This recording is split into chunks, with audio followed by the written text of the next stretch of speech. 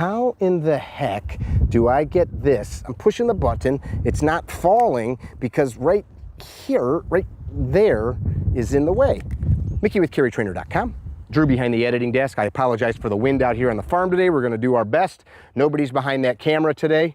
Let's talk about better reloads, better manipulations with these little guns. This is a P365. This one has the Razorback from Boresight Solutions. Not talking out my ass, I've got over 50,000 rounds through these little SIGs and probably nearing 100,000 rounds through a myriad of little guns, safe reholster.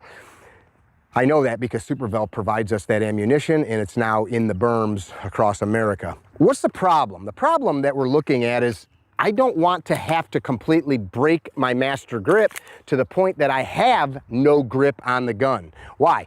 What's the context? Why are we carrying this? Well, we're carrying this to protect ourselves. It is a fighting tool. I'm making a conscious decision to choose a small one because it's easy to conceal. But with that, there's a trade-off. That trade-off of easier concealability is less shootability. There's less meat to hold on to. I've got a blue gun. This is a Glock 43X. Less to grab onto means less friction. We all love friction, don't we? When I lose the friction, I'm losing the ability to impart my will into this chunk of plastic and metal. As the slide gets tinier, there's less to grab onto. And my hands get closer to things I don't want them to. Look, when I've got my normal two-hand grip, look at how close my thumb is to the end of the slide. That's a trade-off.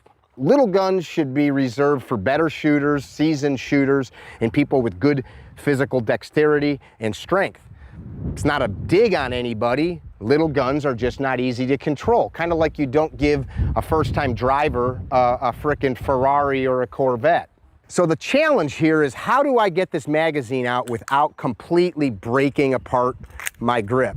Here's the simplest way that I found out to do it. As this gun comes in to do that reload, instead of normally, right, we come off the gun, we go for our new magazine. I'm carrying in my Neo Mag, love them, early adopter, great guys. As I go for it, it's not falling, but I'm already ready with a new one. Let's change it up. As I break this gun down, I maintain contact with the index finger of my support hand into the trigger guard, so I don't open my hand up yet. As I break down, the thumb of the support hand goes right to the mag release. Did you see how that just dropped free? It allows me to maintain a much better grip on the gun. It allows me to do that without really breaking down my grip. As your hands get bigger, this becomes even more of a problem. People are like, well, that's slow. There's a trade-off if you want to shoot little guns. I have watched guys sit on the range and end up having to strip it with their other hand. I would have already been reloaded. So here's what it looks like live. I'll change the camera angles a few times. Make sure that thing's in there. So she locks back, finger straight.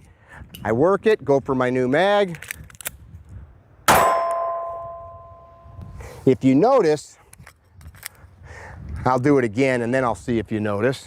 Here we go, up, dump. Don't catch your microphone cable. If you notice, as I'm reloading here, I have trained myself, good holster process, to work the slide versus the slide lock lever. Why? I'm a big fan of the slide lock lever. Years ago, I was the guy getting all the flack for saying, use the slide lock lever. It's not gonna kill you. With these little guns, it's not always that easy. They're tiny levers. Some guys will say, well, what if you only have one hand? Well, guess what? If you only have one hand, it ain't grabbing this frickin' new mag, is it? So yes, train to be able to work that off of other positions like your belt, boot, holster, etc. for injuries. But let's try a new angle of the dangle here. But do work on using that support thumb to dump that mag. And you're gonna find out that it's more reliable. So what's better? Fast sometimes and then super shitty and slow sometimes, or reliable and pretty efficient most of the time? You take your pick. It's a trade-off. Gun comes up, dump, get in there. If you yell at it, sometimes it helps. To me, it's an easy choice. I want reliable.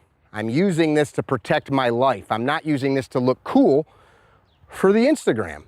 I'm using it to protect my life. So if you're gonna choose these little guns, do understand there are trade-offs.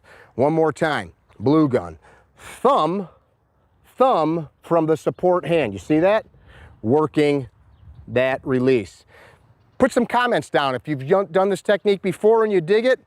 Let me know what you think. I have tried everything possible, and that's what I've found works for me. I've got a size XL hand. You know what that means, right? XL gloves, you perverts. Be well, don't be dickheads. Train like you mean it. TA Targets, some of the best steel in the business.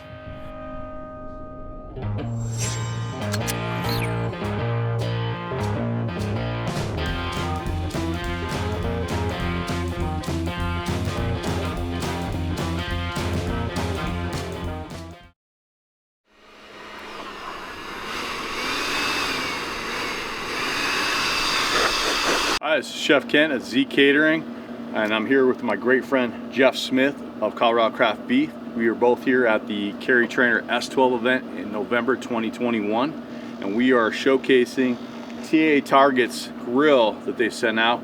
Incredible grill, incredible beef for an incredible event. Jeff, you want to talk a little bit about the beef? Yeah, so today we are actually going to be using a flat iron steak for a steak salad that Chef Kent personally designed. We're going to be putting these steaks on the TA Target's grills. They're running about 600 degrees right now. The flat iron steak is the second most tender steak on the animal. There's enough steak here that's all the flat iron from about 6 steers.